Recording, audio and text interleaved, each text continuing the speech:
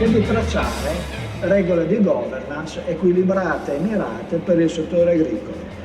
Con questo convegno si conclude il progetto di Veneto Agricoltura Life Wustor 2. In che cosa consisteva? Il progetto ha testato una innovazione nella gestione delle acque che consente di accumulare acqua di buona qualità per l'agricoltura e per l'ambiente in zone costiere e in ogni zona dove la qualità dell'acqua o la ridotta piovosità impediscono attività economiche efficaci.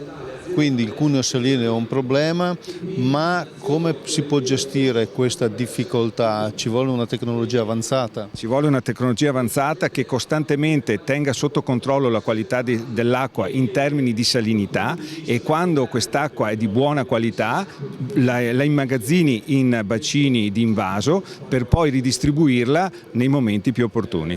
Tecnicamente che tecnologie avete individuato e attuato? Abbiamo realizzato un sistema, per quanto a nostra conoscenza unico al mondo, basato su un telecontrollo che gestisce una rete di sonde che misurano la qualità e i livelli dell'acqua nel terreno e nella rete di scolo.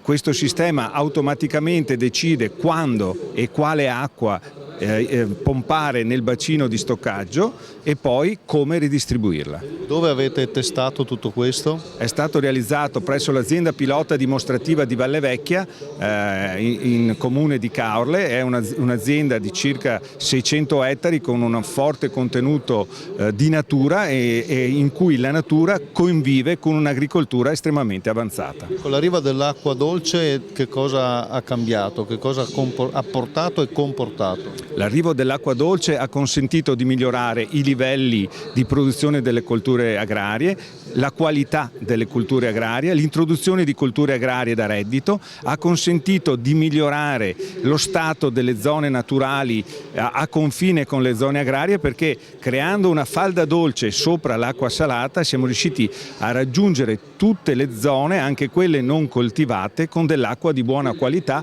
che quindi consente, anche con le estremizzazioni climatiche del cambiamento climatico, di mantenere la natura a Valle Vecchia.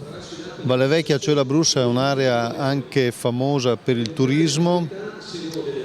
È servito a qualcosa anche per questa realtà importante? Sì, serve a mantenere l'attività turistica e quindi l'economia ad essa legata, in quanto l'ambiente mantenuto in buon stato di salute consente di dare ai turisti quello che cercano. Questo lo dice lei o ci sono dati che confortano? Sono i dati del progetto che confortano da più punti di vista tecnici ed economici questa affermazione.